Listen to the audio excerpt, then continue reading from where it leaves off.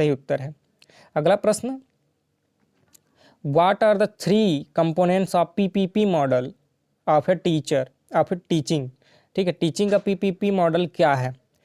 Presentation, practice, production, या फिर product, practice, present, या फिर pre teaching, practice, teaching, produce, result, या फिर pre teaching, practice by teacher और प्रेजेंटेशन, है ना। क्या क्या चीज़ है, मतलब क्या होता है ये पीपीपी मॉडल? ठीक है, एक्चुअली ठीक है, इसका सही उत्तर है प्रेजेंटेशन, प्रैक्टिस एंड प्रोडक्शन। ठीक है, प्रेजेंट करना सामने में, बोर्ड में जा कर के बच्चों को सिखाना, मतलब ठीक है, प्रैक्टिस करवाना, ठीक है, और प्रोडक्शन।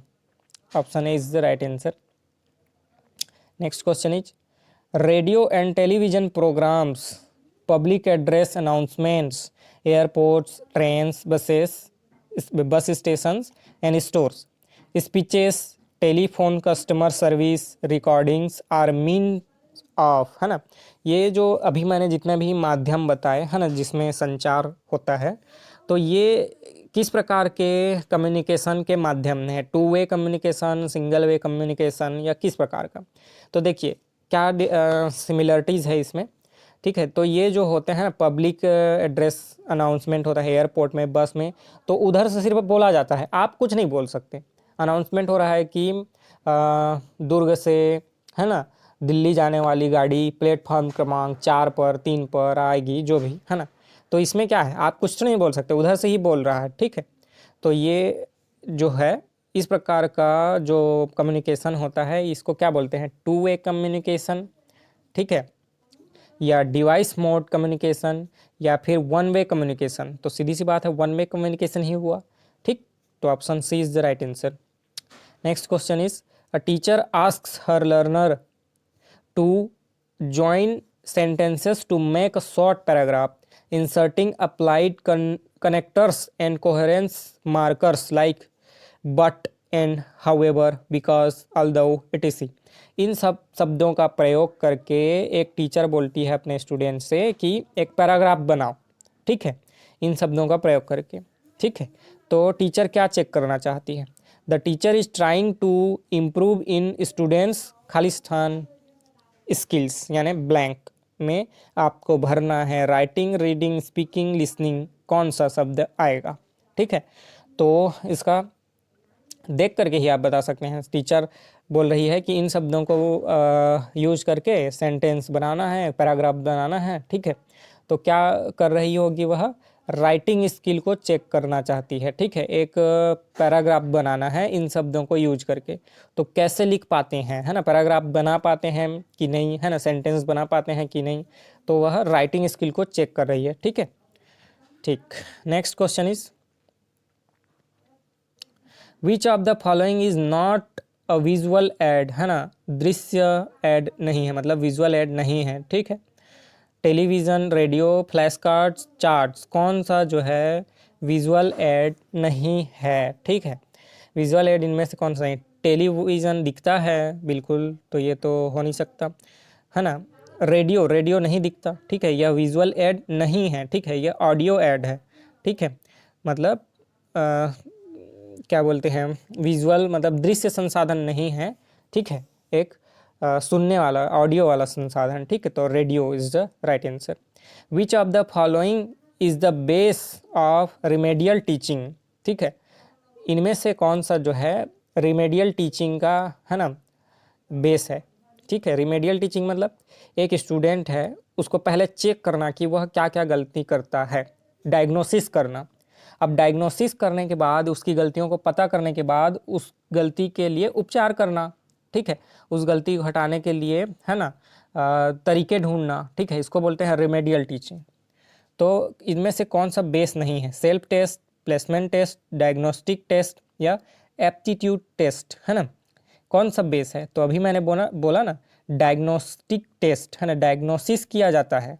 ठीक है, स्टूडेंट का डायग्नोसिस, जांच किया जाता है। जैसे हम कहीं जाते हैं, हमको कुछ बीमारी होता है, हम डॉक्टर के पास जाते हैं, तो डॉक्टर पहले क्या बोलता है? डायग्नोसिस करवाओ, ब्लड टेस्ट करवाओ, यूरिन टेस्ट करवाओ, है ना, तो तभी ना डॉक्टर बता पाएगा कि आपको क्या बीमारी है।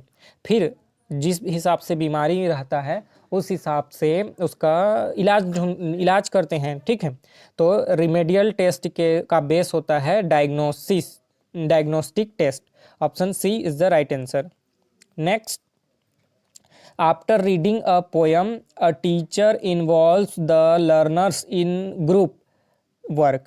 One group writes the theme of the poem, another draws a picture to depict the main character, and yet another writes the summary of the poem, है ना। तो इस प्रकार की एक्टिविटी को क्या बोलते हैं? एक टीचर क्या करता है कि एक क्लास के सभी बच्चों को 2-3 ग्रुप में बांट देता है। अब एक ग्रुप को बोलता है कि तुम कहानी लिखो, दूसरे को बोलता है कि पिक्चर बनाओ यानी ड्राइंग बनाओ, तीसरे को उसी कहानी से रिलेटेड, ठीक है।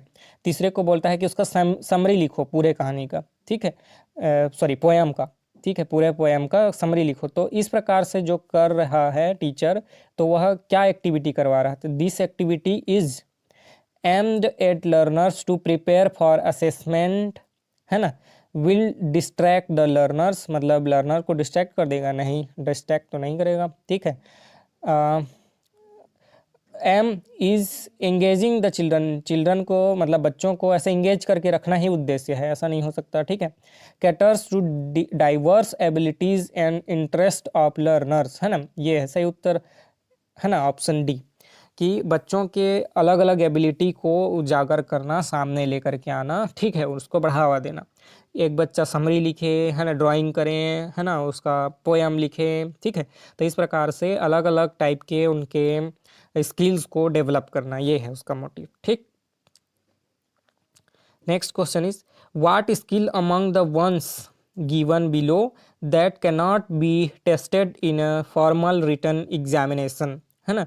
रीडिंग फॉर इंफॉर्मेशन, है ना, एक फॉर्मल रिटर्न एग्जाम में इनमें से कौन सा चीज़ को टेस्ट नहीं किया जा सकता, ठीक है। एक रिटर्न एग्जाम जो होता है ना, रिटर्न एग्जाम जो देते हैं, थ्योरी एग्जाम, फाइनल एग्जाम जो बोलते हैं हम लोग, है ना, तो यह जो देते हैं इसमें रिटर्न एग्जाम में कौन सा चीज़ को टेस्ट नहीं किया जा सकता? रीडिंग फॉर इंफॉर्मेशन, तो ये तो किया जा सकता है ना, इंफॉर्मेशन के लिए रीड ही करते हैं और वहाँ से इंफॉर्मेशन निकालते हैं बच्चे लोग रिटर्न एग्जाम में, ठीक है, तो ये तो नहीं होगा। Meaning of words and phrases, ये भी करते हैं, तो ये भी नहीं होगा, ठीक है। Next, extensive reading for pleaser, है ना, ये नहीं है, ठीक है। नेक्स्ट ये नहीं है। और नेक्स्ट है एनालाइजिंग टेस्ट, है ना, ये भी करते हैं, ठीक है। तो ये नहीं हो सकते, 3 नहीं हो सकते, ये है ऑप्शन सी सही उत्तर है कि एक्सटेंसिव रीडिंग फॉर प्लीजर, है ना।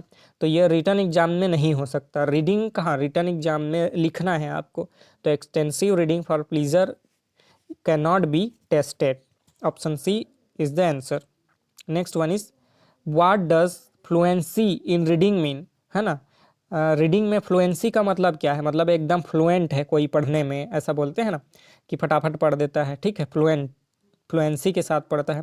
तो what does fluency in reading mean? Ability to read a text at ease with expression, ठीक है, एक्सप्रेशन के साथ आसानी से, सरलता से किसी भी पैसेज को पढ़ पाना, ठीक है, ये है। या फिर ability to read a text without any mistake at all, है ना, बिना मिस्टेक किए, है ना, रीड कर पाना, तो ये नहीं है। फ्लुएंसी का मतलब ये नहीं कि आप कुछ भी मिस्टेक ना करो, थोड़ा बहुत तो मिस्टेक हो ही जाता है, ठीक है। Ability to interpret the text, है ना, ये भी नहीं है, टेक्स्ट को इंटरप्रेट करना ये नहीं है, ठीक है। Ability to read without any grammatical mistake error, है ना, तो ये भी नहीं है कि कुछ भी ग्रामेटिकल मिस्टेक नहीं करना, है ना। ग्रामेटिकल मिस्टेक हो जाए ये चलता है, लेकिन फ्लुएंसी का मतलब है कि फ्लुएंटली पढ़ पाना, इसका मतलब है कि to read the text at ease with expression, expression के साथ और जल्दी से पढ़ पाना, ठीक है। उसका ग्रामर ढूंढना, उसमें कोई भी मिस्टेक नहीं करना, ये नहीं है, ठीक है। आप पढ़ते जाओ और साथ में हाव भाव भी दिखाते जाओ, मतलब वो क्या बोल रहा है उसको समझ करके, ठीक है, तो ये है, ठीक है। तो option A is the right answer, ठीक है। Ability to read a text at ease with expression, expression के साथ साथ आसानी से पढ़ पाना किसी टेक्स्ट को, ठीक है, ठीक। इंग्लिश वाला पार्ट ख़त्म हुआ। इसके बाद जो है हम देखेंगे साइंस मैथ्स वाला जो पार्ट है उसको, ईवीएस वाला पार्ट है उसको, ठीक है। मैथ्स भी रहेगा, उसमें वो सॉल्व करेंगे नेक्स्ट वीडियो में। और साइंस वाला पार्ट, ईवीएस वाला पार्ट जो है वो सबको अगले वीडियो में हल करते जाएंगे उधर नेक्स्ट, ठीक है। फिर इवनिंग शिफ्ट वाला भी है, उसको भी सॉल्व करेंगे। तो बने रहिएगा हमारे साथ, मिलते हैं अगले वीडियो में। नमस्ते, धन्यवाद, थैंक यू।